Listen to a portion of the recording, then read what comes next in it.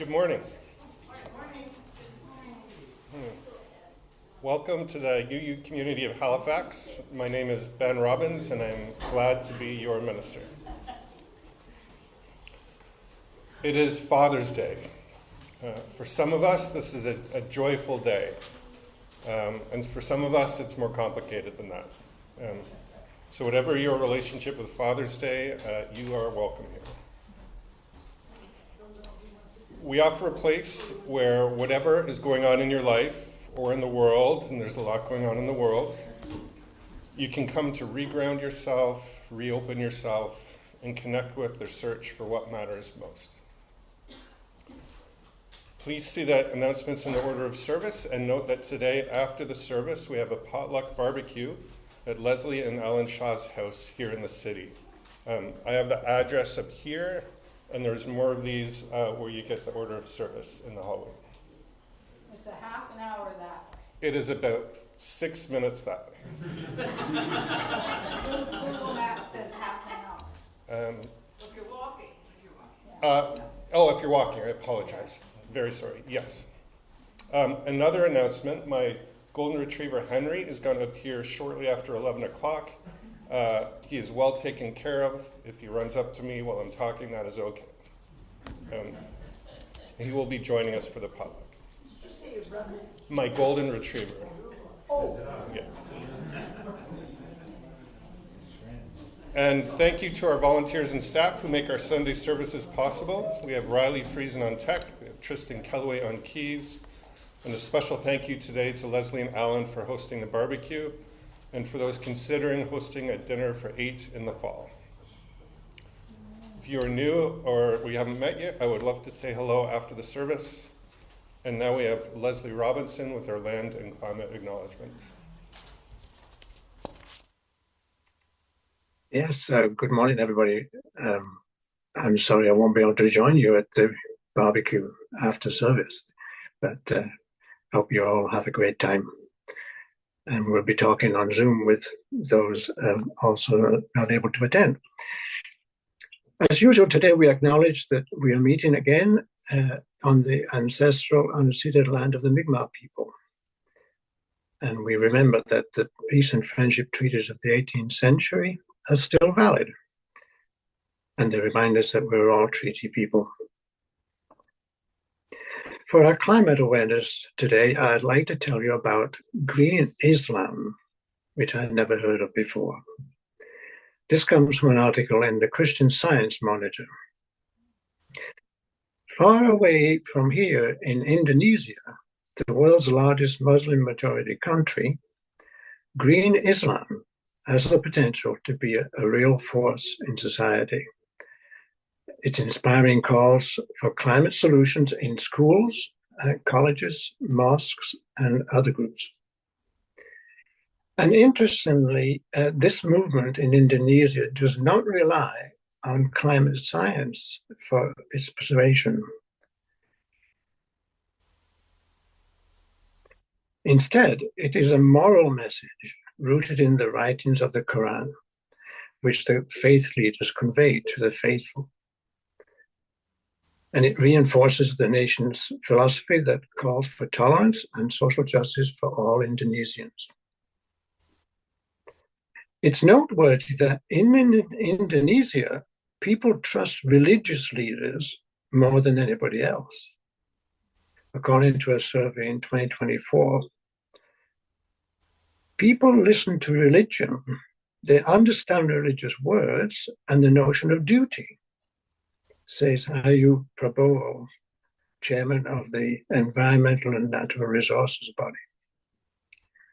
Islam, through the Quran, says to do a good job for the earth, and the earth will do good for you. Jakarta's mosque is the largest in Southeast Asia, and it also embraces this mission of Green Islam. It was designed, we have the photograph there, Riley, yeah. This mosque was designed to rely on natural light and cross ventilation. The air conditioning system only kicks in once a week on Fridays, when up to 40,000 people gather inside for prayers. And that air conditioning is powered in part by solar panels that cover 40% of the roof, and they're going to be adding more. Their water usage is reduced by slow flow faucets. In the basement, they make a point of turning off the lights whenever they can, and to encourage people to do that, they have verses from the Quran placed next to the light switches. And one of them reads like this: "Those who waste are kin of Satan." That's pretty strong language, I think. So this is just a glimpse into the climate action of a different culture to ours. But of course, we had our own efforts here, and together we have a global impact.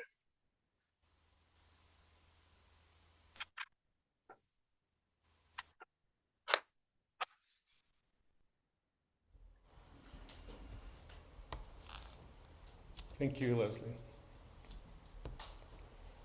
Our chalice lighting words are by Bruce Lee. Love is like a friendship caught on fire. In the beginning, a flame, very pretty, often hot and fierce, but still only light and flickering.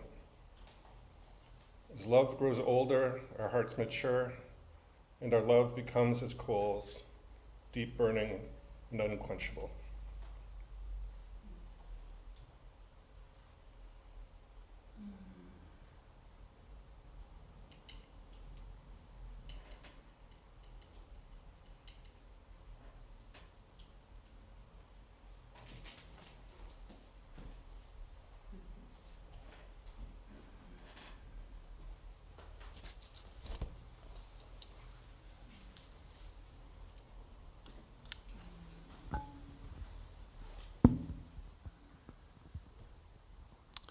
I'm 5 months old.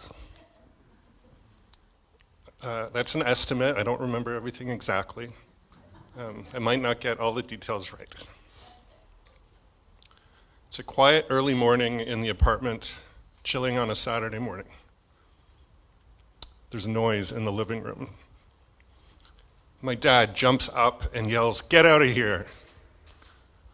The thief bolts. My dad bolts after him. Suddenly my dad is running down Queen Street East, barefoot, wearing only his underwear, yelling, "Stop, thief."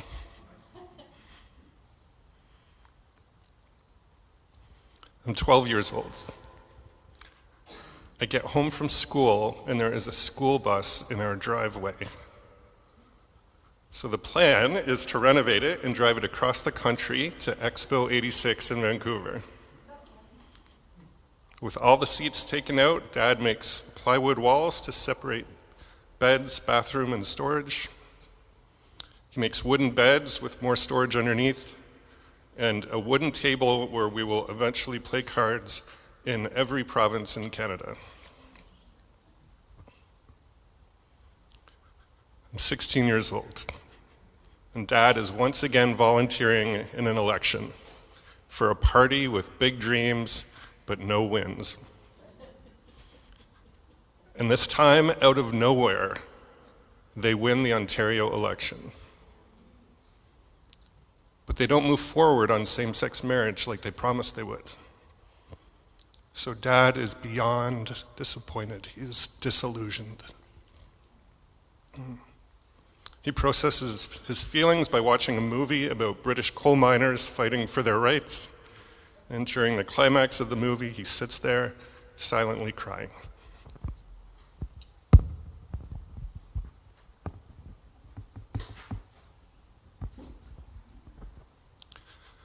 My dad was quick with a laugh. His favorite pattern is what I later learned is called reincorporation. So if we're talking about chickens, and 10 minutes later we're talking about cycling, Dad will make an absurd comment about chickens cycling, reincorporating the chickens. He loved it so much. Dad was adopted into a loving home when he was a baby. He wanted everyone to feel cared for. So his last volunteer role at the Unitarians was driving people to medical appointments. I imagine they felt cared for, even if they didn't understand why he was making random comments about chickens. In celebration of Dad's adventurous love for life, please rise and body our spirit for our opening hymn, number 361 in the Grey Hymnal, Enter, Rejoice, and Come In. And the lyrics are going up on the screens.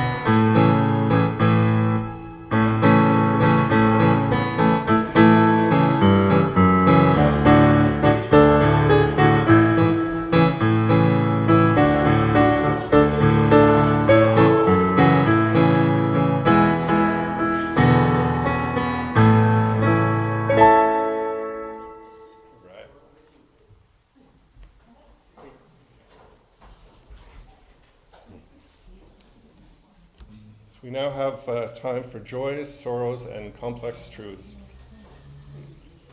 We bring our hearts into the sacred space of community and open them to each other and for each other, so that those of us who carry pain might be comforted by the presence of a loving community.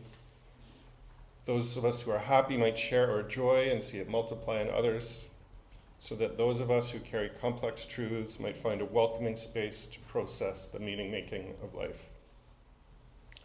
This is our communal well that holds all of our stories. The water can remind us of our connection to all of life and to the earth itself. So if you have a joy or a sorrow or a complex truth to speak into community, we invite you to share and place a stone into the well. You might also place a stone in silence. And if you're willing to speak from near the well, that would be helpful for those on Zoom. And I can guide you. And we will start with Sylvia.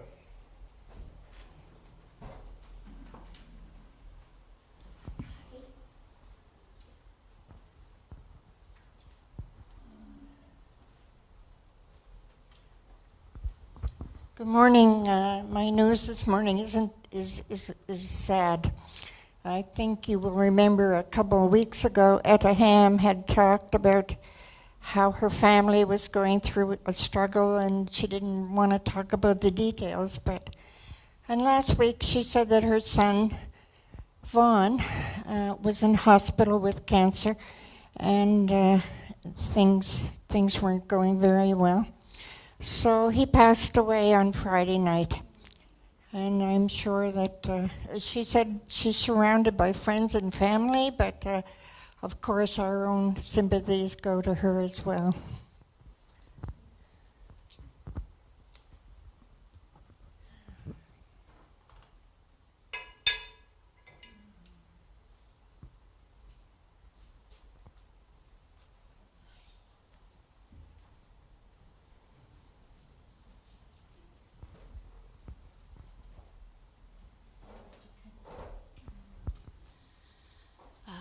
I'm comparing my own situation to Etta's. I mean, she's had the worst loss. My son's starting sailing season with the Navy, so at this point it's only a 10-day sail as they get it all together, and toward the end of the summer I suspect there will be something like a 7-month deployment. So I'm starting my nervous season.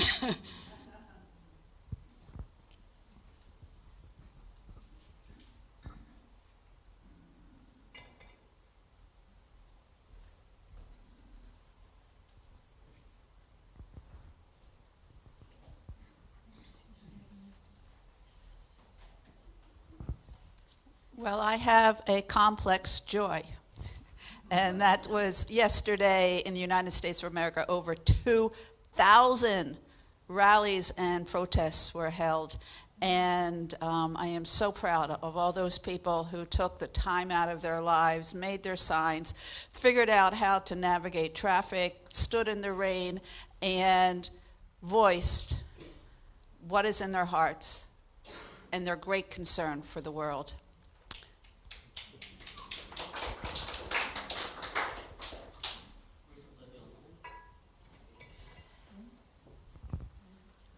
Leslie.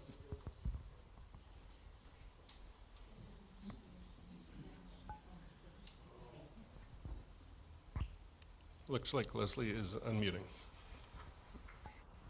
Yes, I think I should inform everyone that my sister passed away 10 days ago in England.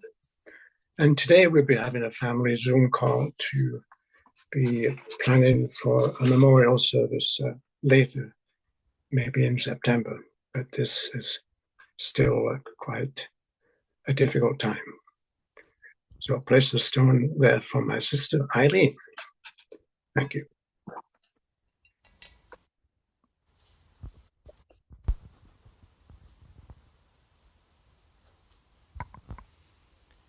Good morning, I'm Andrea. I get up every week, basically, because there's always something going on.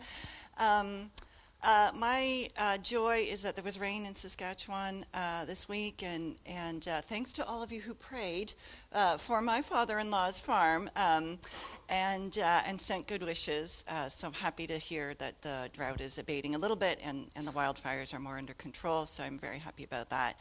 I'm also both joyful for the time that I've been able to spend in this community, and very sad that this is my last Sunday among you. Yeah, I've been on a contract for 6 months at Dalhousie University. My contract ends on June 30th, so in the next couple of weeks I have other things Sunday mornings. But I just want to say thank you for welcoming me and for being such a joyful, engaged, thoughtful community. I will miss you very deeply, and I plan to attend online once in a while, so you might see me on Zoom from time to time. But I have so much hope for the future of this congregation. There's a vitality, there's an innovation, there's a spirit of welcome and inquiry that I find rare in communities, including in UU communities that I have attended in other parts of the country. So just wishing you all the very, very best, and thanks for a great few months among you.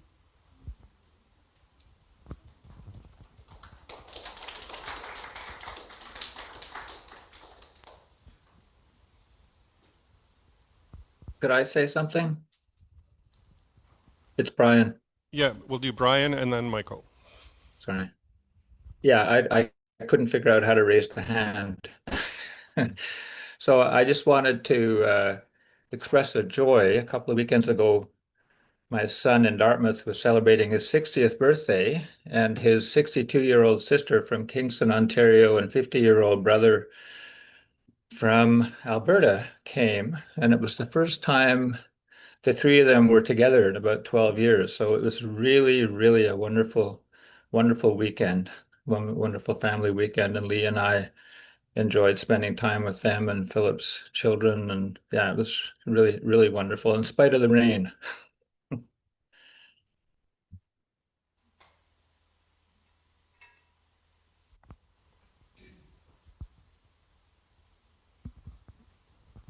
My name is Michael. My father would be 110. He's not forgotten.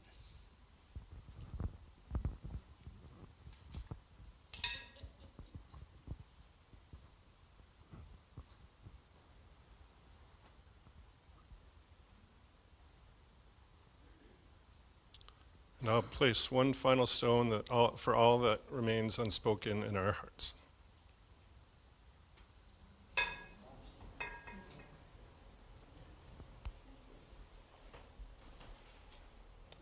We now have a musical meditation played by Tristan. It is a medley of music from Star Wars.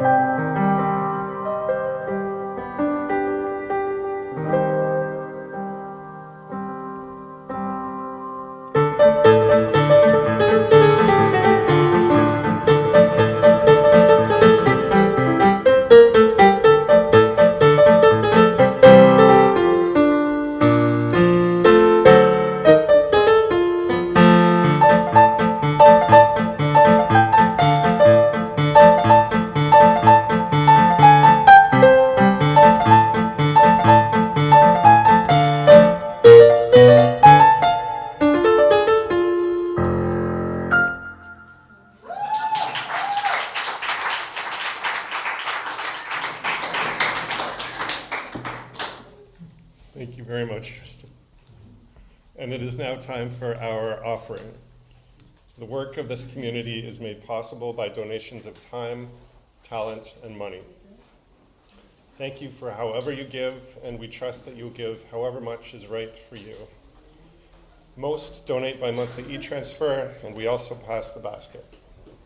To the day the basket goes to our operating fund.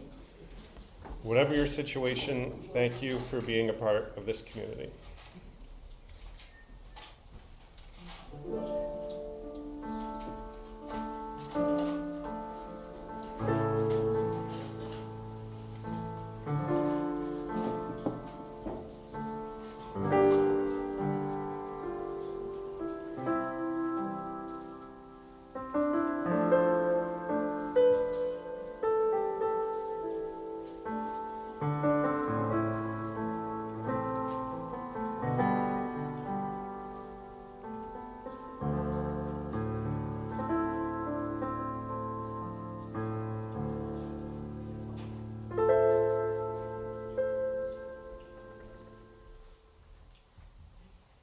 Thanks very much. Before him, I want to acknowledge Amy was right about the direction of the potluck. It was that way. I was turned around. I'm very sorry. Thank you, Amy, for correcting me. And you want to verbally give the directions to get there because it's not in the bulletin? Yes, if you need the address, it's right here. Yeah, I've been there, yeah. Please rise in body or spirit for our offertory hymn, number 1024 in the Teal Hymnal, When the Spirit Says Do. The lyrics are going up on the screens, and we will do every suggested verse, finishing with the first verse. Sing it like you mean it.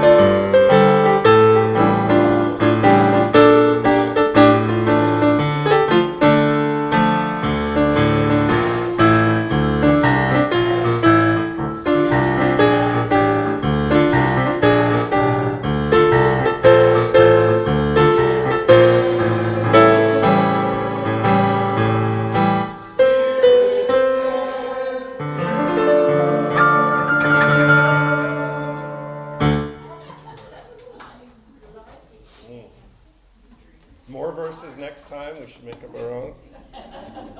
Keep it going.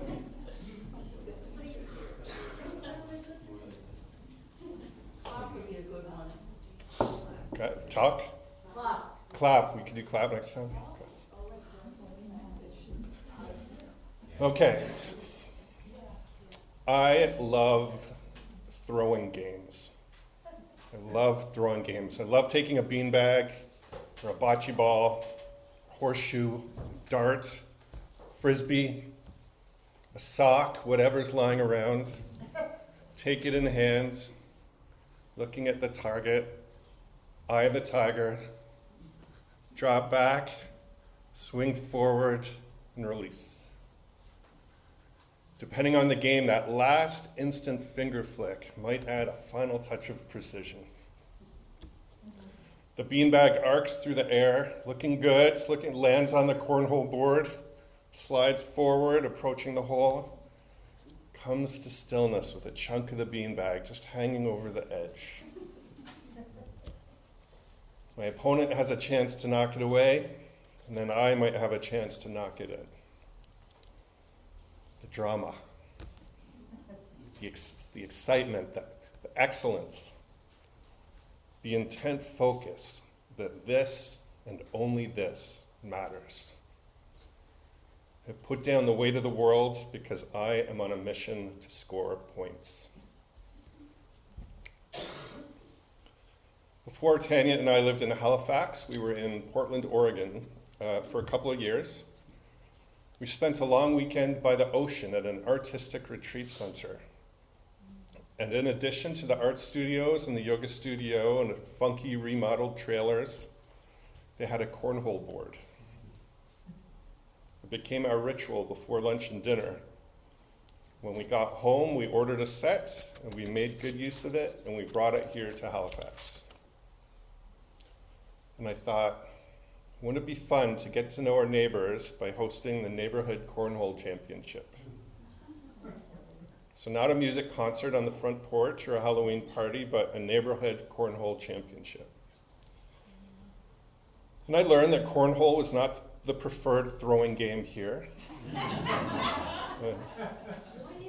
What is it, pins or something? Rings? Anyway, I wanted to be true to myself. And yesterday I got the chance. It was our neighborhood yard sale. 4 streets of yard sale. The perfect opportunity for the neighborhood cornhole championship without it being weird. So I put one of our cornhole boards out front, dug the bean bags out of a bin in the basement.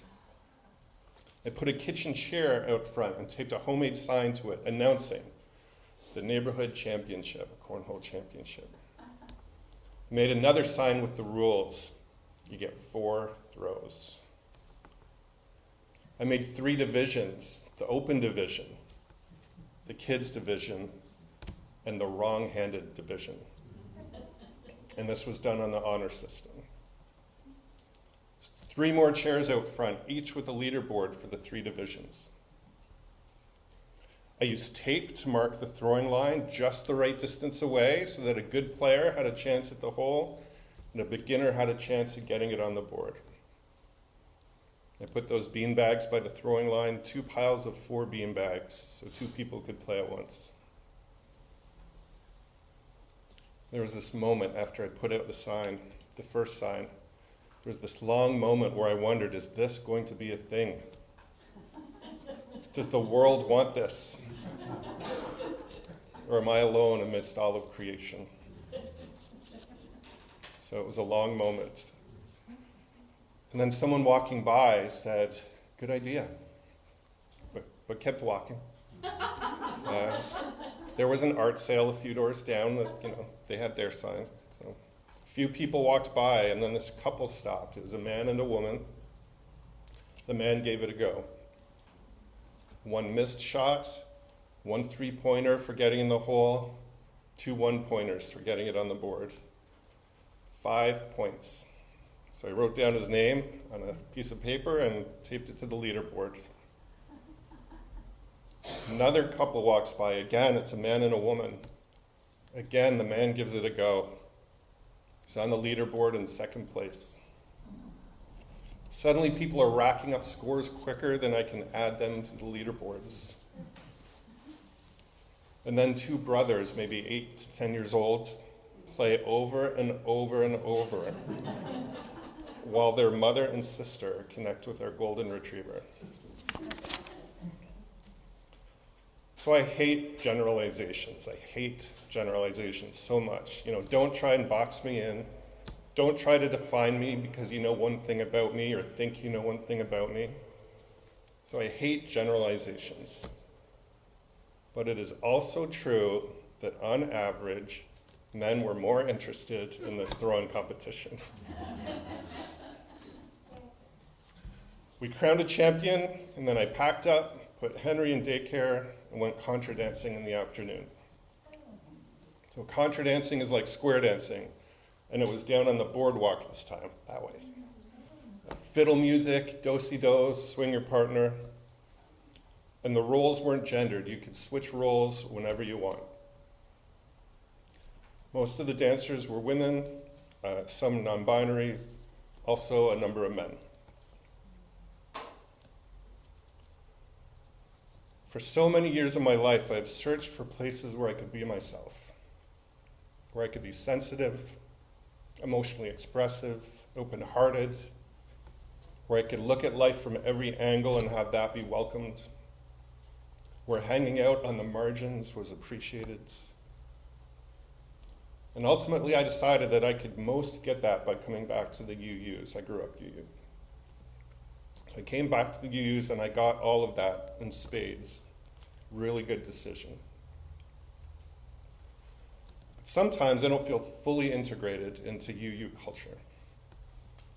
Sometimes I don't make room for that part of myself that wants to focus my entire being on throwing that beanbag at that target. In our newsletter, in the description for today's service, I said that on Father's Day, I wanted to celebrate masculine traits that too often go underappreciated. The truth is, I hate the words masculine and feminine. They are often fake categories that wind their way through every one of us. We are all this mix of masculine and feminine traits. Or you could say that some of us reject those terms altogether, too much baggage with them. Some of what is called masculine and feminine might simply be a culturally imposed gender role that was invented in the 1880s or the 1950s. For decades, I've prioritized breaking free of stereotypes and helping others do the same. Just let go of those categories and start fresh. And for decades, UU congregations have been trying to do that too. So there used to be a very specific UU culture. And there was even a song about it, to the tune of Gilbert and Sullivan. I am the very model of a modern Major General. So the UU version is called I am the very model of a modern Unitarian. So the song lists stereotype after stereotype of UU culture. Our footwear, our transportation choices, and more. I do not like this song. I like the people who made it, they look really fun, but I don't like that it celebrates UU stereotypes. I want to break free of UU stereotypes. Getting rid of stereotypes and narrow expectations, it's an important part of the 8th principle that this congregation adopted a few years ago. And it's an important part of the diversity, equity, and inclusion going on in the larger world. We got better at noticing when we were behaving in a way that feels normal to some people, but not to others, whether related to sex, gender, race, age, ability, and more. But sometimes, instead of finding balance, we made the same mistake in the opposite direction. I'll provide an example using the concepts of yin and yang. How familiar are you with yin and yang behavior? Yin is nurturing, collaborative. Yang energy is adventurous and assertive. So we are each some mix of yin and yang. A UU congregation was doing the work of diversity, equity, and inclusion and found that it had some yang patterns, some assertive patterns that were out of balance. Assertive behavior was the norm, and people were not doing much listening to each other or collaborating with each other. There was a focus on action, on doing things, rather than just being together and sharing life. They tried to balance yin and yang by lifting up leaders who were extremely yin, a much more collaborative and relational approach. The way they might phrase this is, the world has so much yang that we need a full-on dose of yin. Just swing that pendulum the other way, just to try and balance things out. And maybe they're right. But we've ended up with some UU congregations focused on our 7th principle, interdependence, not balancing it with our 1st principle about the inherent worth and dignity of each and every person. So the yin of relationship without the yang of you doing you. A few weeks or months ago, I used chalice lighting words that I found online. I liked them a lot, except I changed a line. The original said something like, you are not an individual, you are part of a community. So I changed it to something like, In addition to being an individual, you are part of our community. So it's a both and, both yin and yang. This week in the news, there's been a lot of out-of-control yang energy. Yeah, attacks, invasions. It's actually been months of out-of-control yang energy. Canadians have responded to Trump in a couple of helpful ways. One way is to say, we are a different people from you. We are a peaceful, compassionate people. The other helpful way we've responded is by saying elbows up. So it's both yin and yang. A friend of mine told me that her son's high school is teaching that yin is good and yang is bad. They don't use those words, yin and yang, those are my words, but that's the message her son is getting. And my friend said that after years of this, none of the students are buying it. They can see through this unbalanced approach. There isn't just one problem with one solution. You could our dog is here. Reese, do you mind checking on that? If you haven't met Henry, now's your chance. He's got some good yang energy. And when he's exercised enough, he's got fabulous yin energy. So, you can simultaneously believe that the world is too yang, but your workplace is too yin, that your home is too yang, but your neighborhood is too yin. We need to teach kids how to find balance regardless of the context they find themselves in. So as we rebuild our kids program, I don't want to just teach them yin. I want to teach them yin and yang and how to find a balance. I remember when I was a kid at the Kingston Unitarian Fellowship, one Sunday morning when I was fairly new, one of the grown-ups took out a board game and said, "This morning we're playing this game. It is a collaborative game." So amazing, a collaborative game. I had never heard of a collaborative game, and I absolutely loved it. I don't think hi Henry, hi. You got some energy? Yeah. Yes, this is perfect. This is perfect for this moment. Yes, it is. Yes, it is. He doesn't know I do this. So he's a little distracting, but we can do this. This is going to take some yang focus. Yes, it will. But we got this. I don't think we've ever played a competitive game in the kids program when I grew up. It was all collaborative games. And maybe a full-on collaborative approach made sense in the context, balancing the competitive spirit we were getting elsewhere. Can I take that? That's the word. So maybe a full-on collaborative approach made sense in the context, balancing the competitive spirit we were getting elsewhere. When I was a kid, a bit older, in youth group, we had social nights and we played cards. We played a game some people call President. It was a hyper-competitive and hierarchical game, very yang. And we loved it. And I think we experienced the joy of competition while also understanding its shadow side. So I'd love to have a kids program that provides a balance of yin and yang rather than just being all yin to balance the world's yang.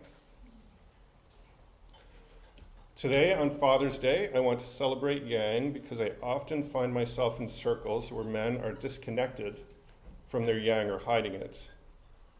I want to create spaces that are more fully welcoming their whole selves, including if there is a part of them that wants to throw those beanbags at that precise target. I chose this topic for today a couple of months ago after watching the TV show Adolescence. Adolescence is it's very intense. Adolescence is about a 13-year-old boy, Jamie, who kills a girl. And I don't want to oversimplify or make any excuses, not at all. But part of Jamie's angst is because he loves to draw, but he was pressured to do more yang things like sports. He wasn't allowed to be yin. And part of Jamie's angst is that he loves to build. His hero was the inventor of Brodel. But the school system did not know what to do with his energy, so they just tried to contain it until it exploded. We need to let the Jamies of the world draw if they want to draw, and build if they want to build. Let all of our kids be more yin if that's who they are. Let them be more yang if that's who they are. Or be a fabulous balance if that's who they are. If we don't support our kids' yang energy in a healthy way, the manosphere will welcome it in an unhealthy way.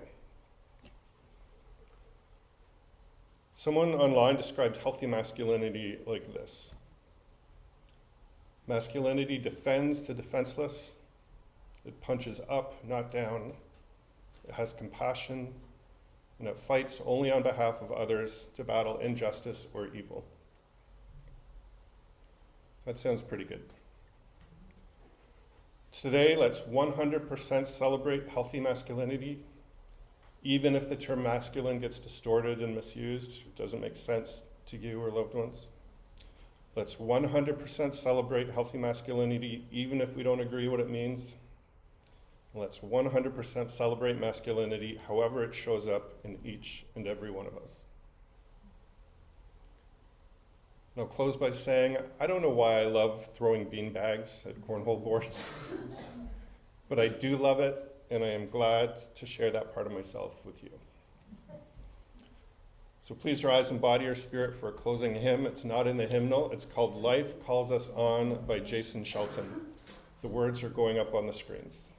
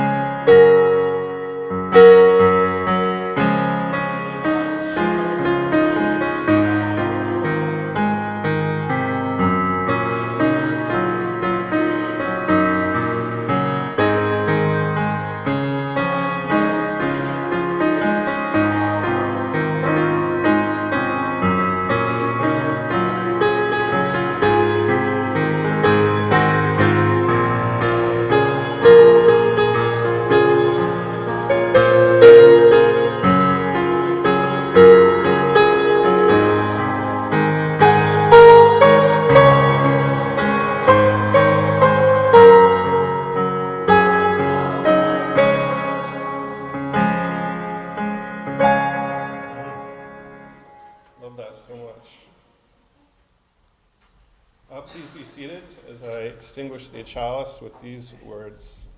May we carry with us the warmth of compassion, the glow of love, the fire of commitments, and the light of truth.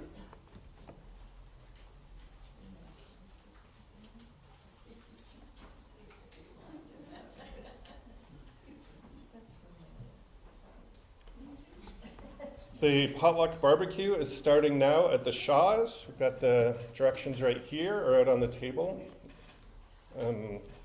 All are welcome. Those on Zoom, stick around for conversation. And if you want coffee before heading to the barbecue, there is coffee available now in the ballroom. Our service is over.